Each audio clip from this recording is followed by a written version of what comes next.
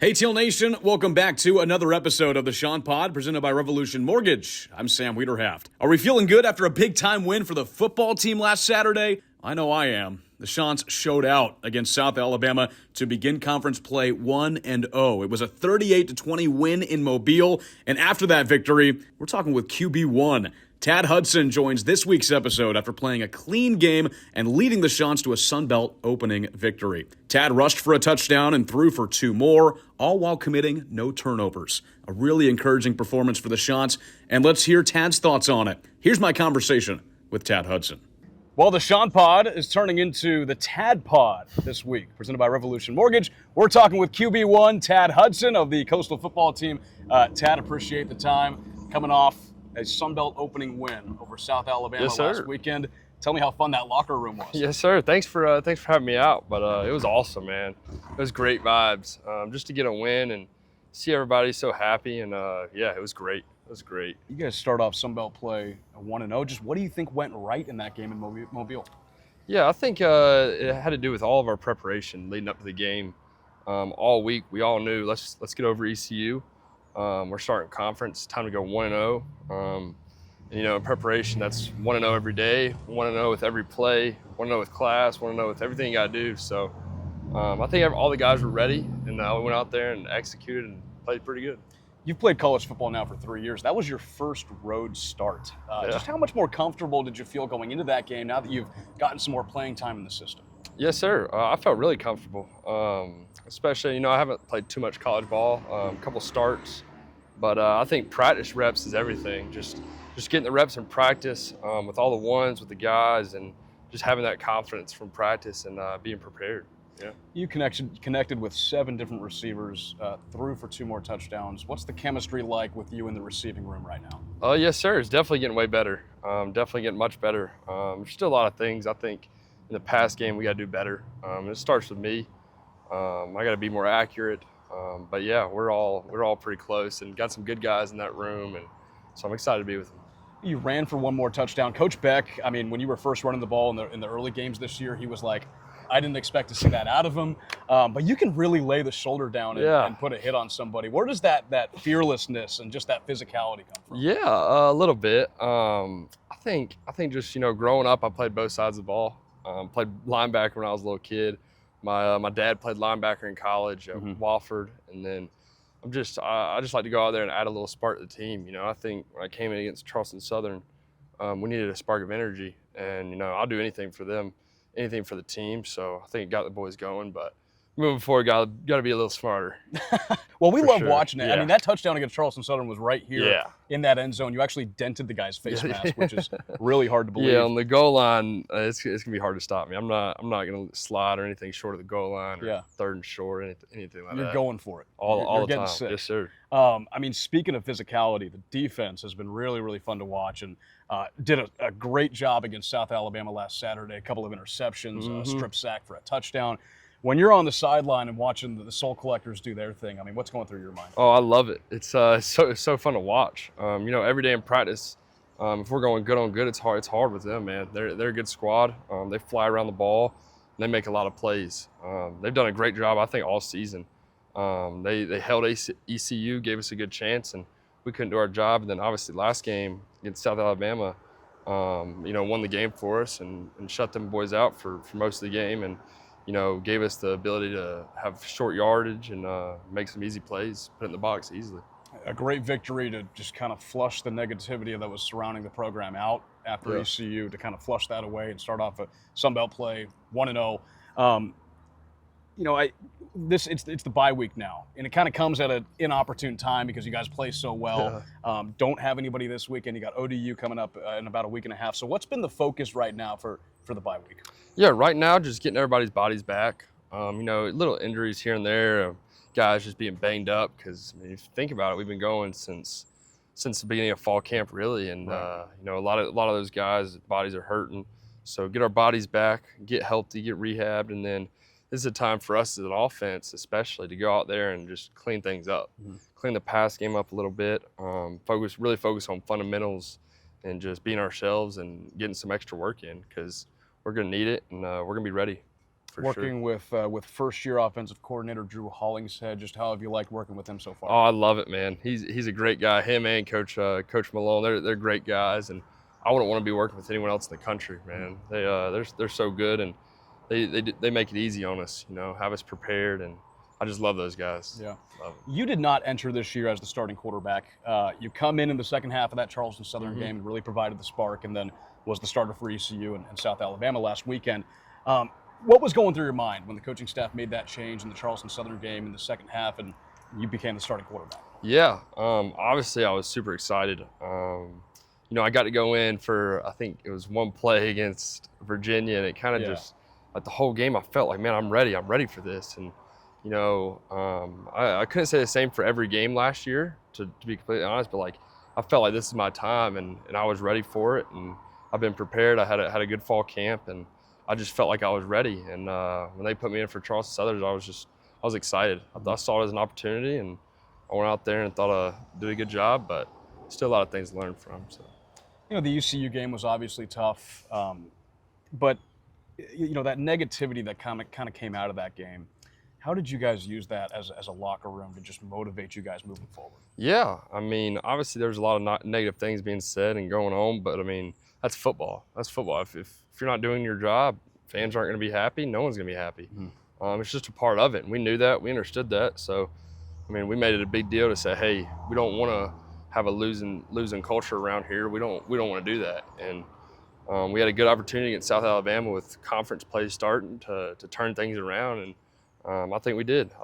And we're going to attack this bye week and get an ODU and excited to play. We're ready. I think it's so impressive that we come out and play so well like we did against South Alabama, especially just what was going on, the noise and the negativity like we talk about, and just you being a starting quarterback. How tough is that to put that stuff aside and focus on what you're doing?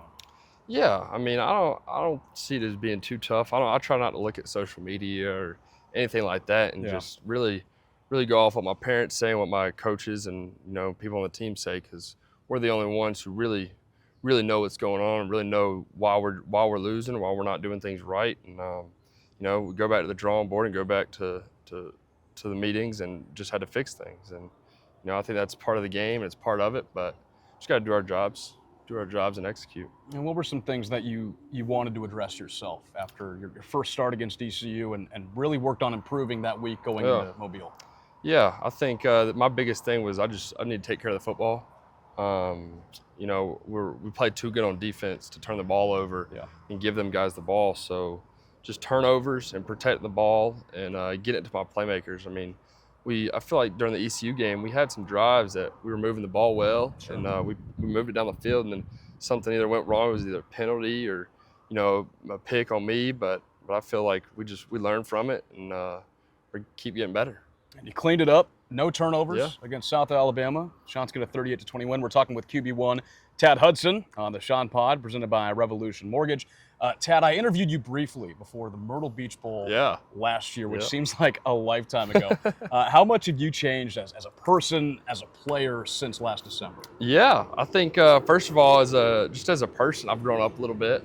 I mean, not saying I was too young or anything, but I'm older now, and I feel like I'm more wiser and older, and on the playing side, I think I've just matured as a player. If that's in the locker room, talking with the guys, or watching more film, just doing my job better. Yeah, I've done a better job of that. I think you're such a unique case right now in the state of college football because you stay with Coastal Carolina. Coastal brings in 3 fresh new quarterbacks to compete during fall camp. Just kind of take me through your process and what that was like during fall camp and how you competed. Yeah, I mean, obviously being the only 2 quarterbacks in the room for the Myrtle Beach Bowl, I knew we were going to bring some people in, and I knew that was the case, and I wasn't worried about it. I knew that and when the time came, it'd be my job, and I'd have a fair chance at it. And we battled all fall camp, all summer. And things it didn't go my way, and then obviously got my opportunity and hopefully keep going from here. I was really impressed with you when I talked to you before the Myrtle Beach Bowl about how well spoken you sounded like a starting quarterback before that bowl game, and you do right now. The backup last year before the bowl game, You redshirted at North Carolina, so you've been on the sideline. You've been around football a lot. You've been around a lot of games, but it's mostly been on the sidelines. And now you're getting your time right now.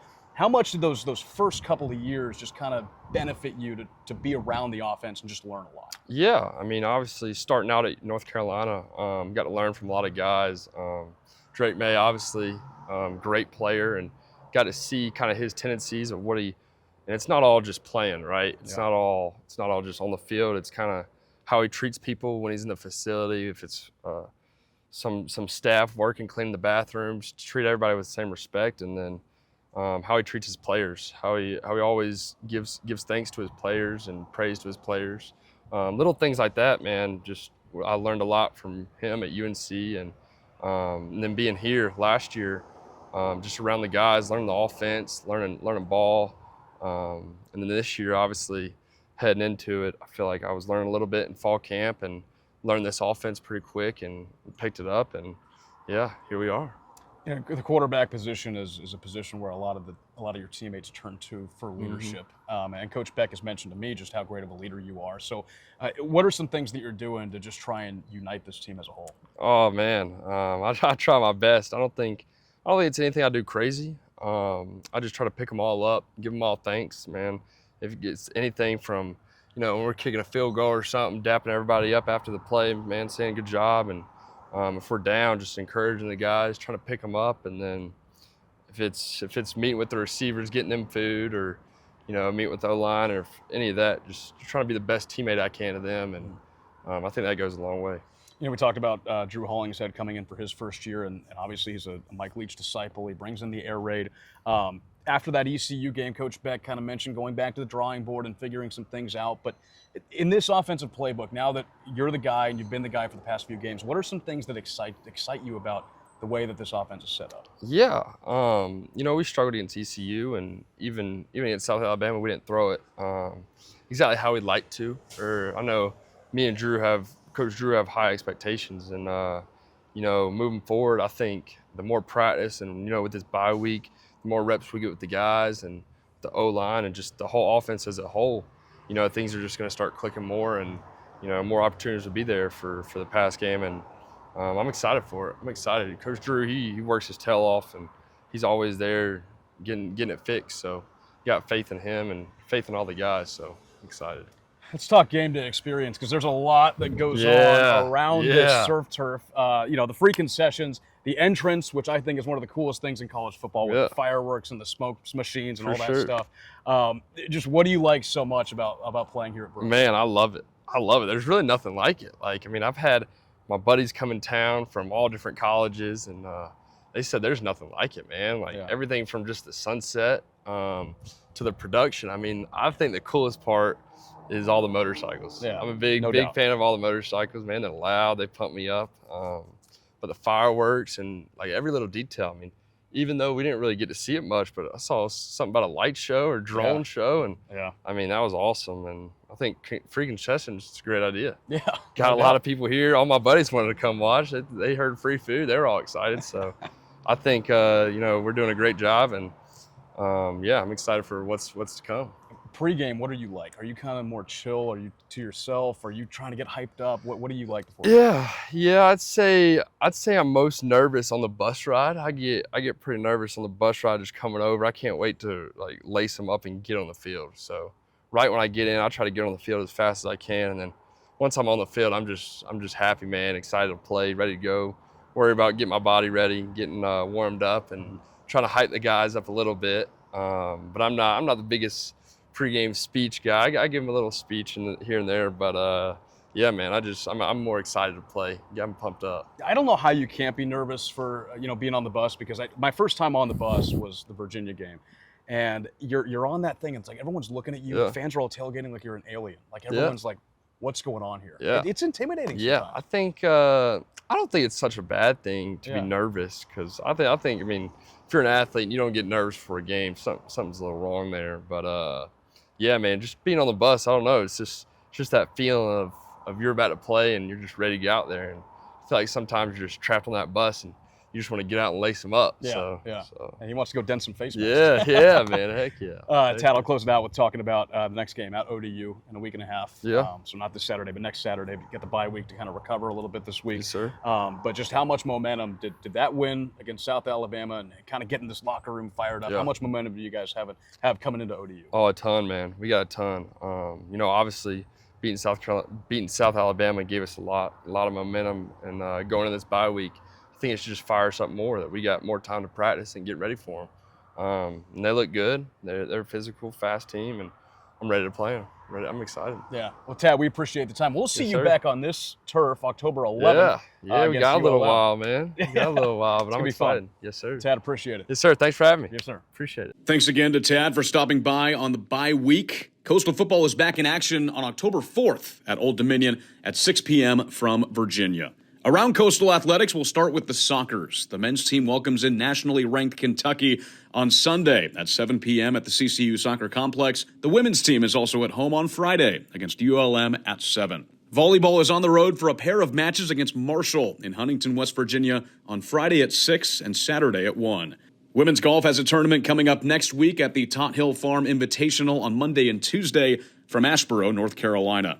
Men's tennis is at home for the CCU Battle at the Beach from Friday to Sunday, and the women's tennis team is also in action at the College of Charleston Hidden Duel this weekend as well.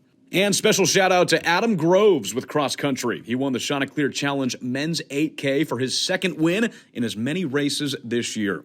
Overall, the Chants placed second in men's and women's at the only home race of the year this weekend. That'll close out this week's episode of the Chant Pod, presented by Revolution Mortgage. Thanks again to Tad Hudson for coming on and giving us some insight into the big win last weekend. It's officially fall, Teal Nation, so enjoy all the action this weekend in the most beautiful time of the year. I'm Sam Wiederhaft, signing off. Chants up.